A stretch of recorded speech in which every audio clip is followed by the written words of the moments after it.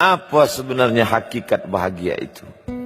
Ada seorang kaya, hartanya banyak, dia naik kereta yang besar, megah dan mewah.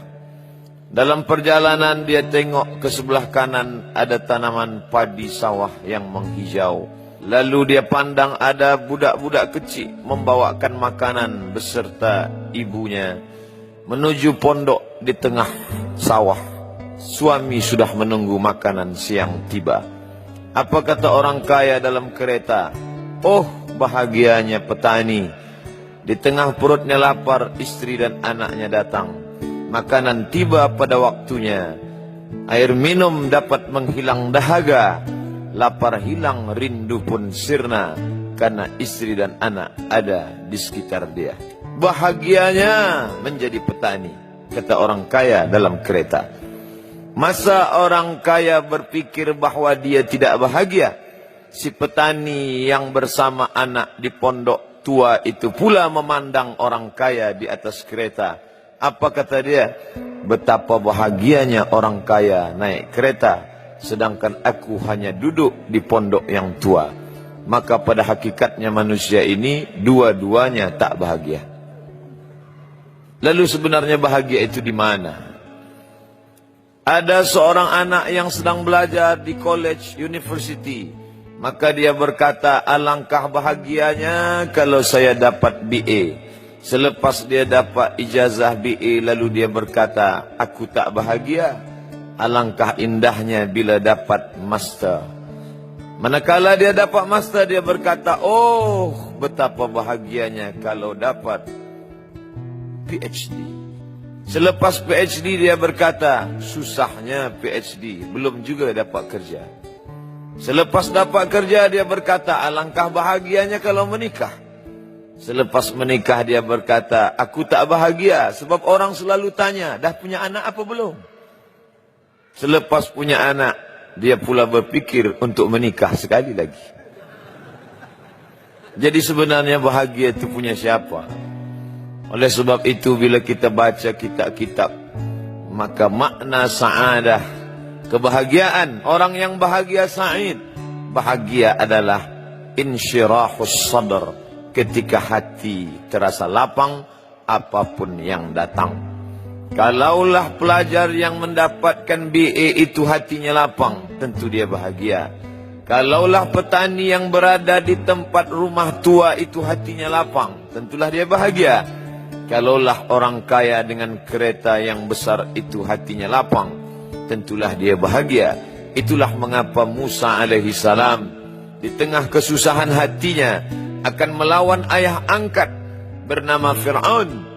Dia minta hati yang lapang. Kita semua baca doa itu, Rabbi syrahli, lapangkan dadaku. Itulah mengapa kakinya pecah berdarah, giginya patah, pelipisnya pecah, meneteskan darah, tapi dia tersenyum bahagia kerana hatinya lapang. Allah sudah lapangkan hatinya. Apa kata Allah untuk dia? Alam nashrah laka sadrak. Itu beza Muhammad dengan Musa. Musa meminta, Rabbi shrah li sadri wa yassir li amri wahlul 'uqdatam min lisani yafqahu qawli. Sedang Muhammad tidak meminta. Belum meminta, Allah dah bagi pada dia. Apa kata Allah? Alam nashrah laka sadrak wa wada'na anka wizrak alladhi anqadha dhahrak wa rafa'na laka dhikrak. Bila kau dalam keadaan susah, dua kali Allah ulang, fa inna ma'al usri yusra, inna ma'al usri yusra. Hati lapang itulah yang membuat Haji Abdul Malik Karim Amrullah Buya Hamka tersenyum di dalam penjara. Penanya berjalan perlahan tapi pasti, maka keluarlah tafsir Al-Azhar.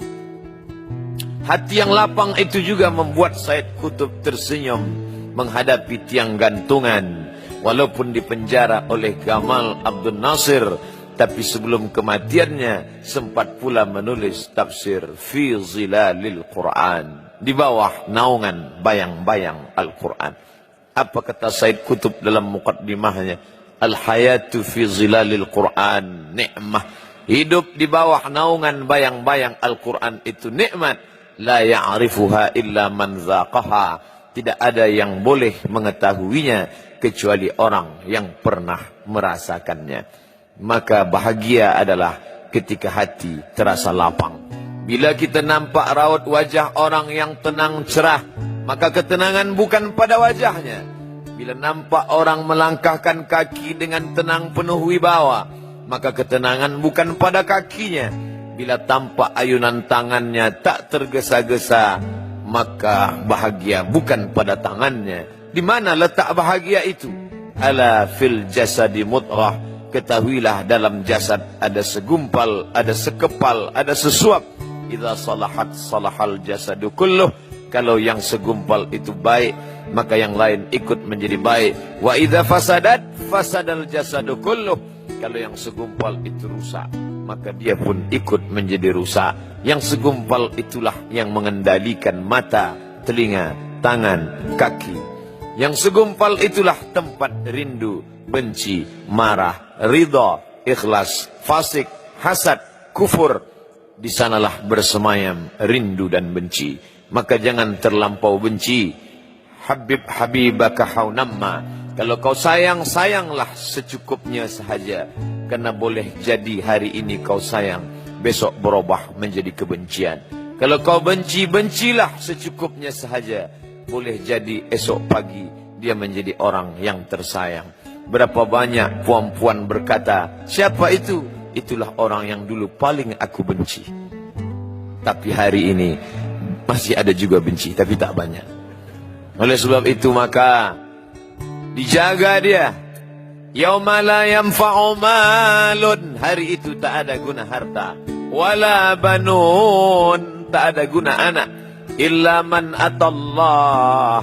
Kecuali orang yang datang menghadap Allah. Biqalbin salim. Dengan hati yang salim. Qal. Qab. Lam. Ba.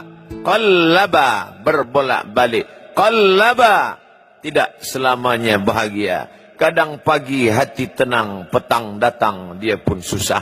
Kadang pagi hati lapang, petang tiba, dia pun gundah. Maka apa yang dapat menolong? Ala bizikrillah. Ketahuilah dengan banyak menyebut mengingat Allah, tatma'innul qulub, maka hati akan menjadi lapang. Qalbul mu'min baina asabi'ir rahman. Hati orang beriman berada di antara jari jemari kuasa rahmat. Kalau dia hendak, dia balikkan yang senang menjadi susah.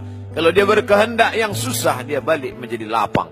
Berapa banyak orang yang tampaknya mungkin kita kata dia susah, tapi dia masih boleh tersenyum. Sebaliknya orang yang menurut pandangan zahir kita cukup segala, makan, pakai, tapi tampaknya kesenangan tak pernah singgah.